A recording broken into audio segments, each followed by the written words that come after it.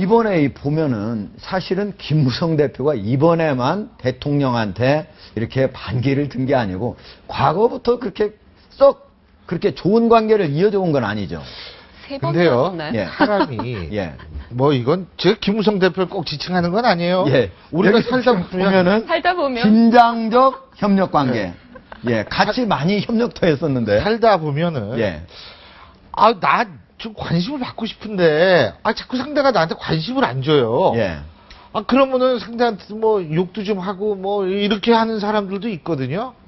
근데 김무성 대표가 어떤 의도에서 그런지는 저는 알 수가 없지만 예. 분명한 거는 제가 볼 땐 어떤 정도의 한계를 지을 가능성은 있어요. 이제 치고 빠지는 전법이죠. 왜? 아무리 뭐 어떻게 됐든 권력은 권력이에요. 그 권력에 대해서 살아있는 권력은 권력이다. 권력이다. 예. 권력은 권력이기 때문에 그 권력에 뭐 끝까지 저항한다든지 예. 뭐 이런 일은 저는 발생하지 않을 거라고. 이것도 일단 한번 지금 상황에서 먼저 지르고 그렇죠. 상황 봐서 빠질 수도 있다. 빠지고 예. 그리고 이런 게 있거든요. 끝까지 이렇게 평행선을 가면은 성공하는 사람이 없어요. 그렇죠. 예. 과거 이회창 네. 전 총재, 이회창 총재를 봐도 그렇고 김영삼 대통령과 얼마나 척졌습니까? 예? 그러니까 이게 끝까지 그렇게 해가지고 된 사람 없기 때문에 현 권력과 끝까지 등져가지고 제가 볼 사기를 원하는 그런 권력이 그런 권력은 성공하지 없다. 못한다. 그렇기 때문에 사실은 협력도 많이 했죠. 뭐 박근혜 대통령 대선 캠프의 수장 역할을 하면서 박근혜 대통령이 당선되는데 사실은 1등 공신 아닙니까? 그러니까 김무성 대표가 실제로 여러 가지 협조를 많이 해왔던 그런 과정도 사실은 많이 그 전에 있어요. 떨어질 때도 이명박 그럼요. 대통령 예. 후보하고 할 때 떨어질 때도 끝까지 하지 그렇죠. 않았습니까? 끝까지 해서 사실은 박근혜 대통령을 상당 부분 도와준 거고 이른바 권력. 그 당시에는 미래 권력이었고 지금은 현재 권력인데 상당히 충성했던 것도 근데 사실인데 이제 저는 한때는 안타까운 게 뭐냐면 예. 김무성 대표에게 안타까운 게 뭐냐면 사실은 정치적 기술상 친했다가 멀어졌다가 이런 것들은 기술이지만 이제는 대권을 바라보고 스스로 자이든 타이든 갈 거 아니겠습니까? 예. 저희 김무성 대표는 어떤 정치적인 비전을 갖고 정치적 행보를 해온 사람인지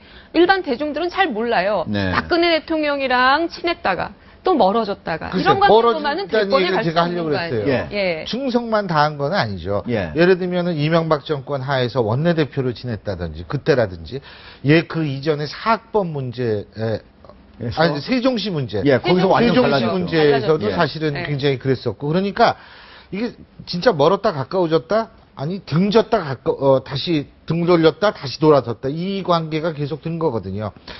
그런 상황이기 때문에 제가 볼 때에는 글쎄요. 하지만 분명한 건 박근혜 대통령이 현재 권력이라는 건 확실하죠. 예. 아무리 힘이 빠져도. 근데 알겠습니다. 앞으로도 그런 방식으로 현재 권력과 예를 들면 적절하게 기술상 왔다 갔다 하는 이런 모습은 힘들 거예요. 대권 주자로서는 적절하지 않을 뿐만 아니라 예. 이제는 대권 주자로서 자기 정치의 모습과 그림이 국민들에게 알려져야 되는 거예요. 예. 그러니까 그런 식의 어떤 기술이 중요한 때가 아니라 이른바 자기가 대권의 후보로서 자기 철학. 곧 가치관, 자신을 이런 세워야 것들을 되는 좀, 거죠. 예, 그렇죠. 세워야 그 될 단계로 때다. 들어가야 되는데 예. 현재 보여지는 이른바 대통령을 향한 김무성 대표의 잽은 바람직하지는 않아 보여요. 알겠습니다. 사실 두 분의 관계도 그래요. 이 두 사람이요? 이 두 김무성 사람. 대표와 하고 김문수 위원장. 위원. 사실 지금 이 두 분도 라이벌이라고 생각하면 라이벌일 수 있거든요. 예, 그렇죠. 근데 김무성 대권, 대표가 김문수 위원장을 시키지 않습니까? 예, 혁신위원장한테 네. 시켰죠. 그런데 김문수 위원장 입장에서 볼 때 그걸 받아들인 이유는 중앙정치 무대에 컴백하기 때문에 받아들인 건데 그런 김무성 대표는 라이벌이지만 예정을 생각해서 기회를 줘야지. 전 이거 아니라고 보거든요. 예. 지금 김문수 위원장을 시키면은 지금 개혁을 한다라는 게 그렇게 많이 개혁할 게 많지가 않아요. 예. 오픈 프라이머리라든지 뭐 예를 들면 몇 개가 되거든요. 사실은 어떤 면에서 소소한 것. 그런 거 하고서도 자기가 얼마든지 티낼 수 있는 상황이고요. 김무성 대표 입장에서.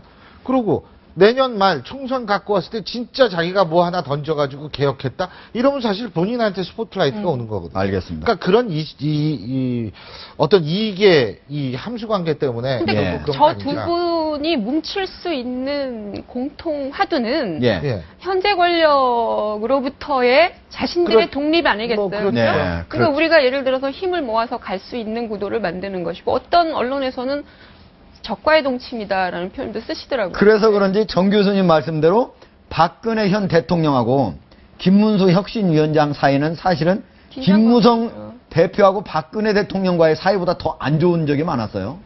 더군다나 그 지난번 대선 후보 경선 때 좀 오바하는 측면도 있게 있었죠. 어떤 걸 가지고 얘기하셨어요? 예를 들면 동영상이라든지 박근혜 김문수 후보 측에서 했던. 예. 그래서 제가 볼 때에는 사람들이 이렇게 생각하거든요. 정치는 그 금방 또 이 속에 따라서 이렇게. 근데 정치도 사람이 하는 거라서 예. 실제적으로 한 번 좀 이렇게 삐치면은 그거 오래 가요. 그거 안 고쳐지거든요. 제가 예. 볼 때는. 누가 삐졌다고 말씀하시는 뭐 누가 삐졌는지 모르겠어요. 일반적으로 그렇다.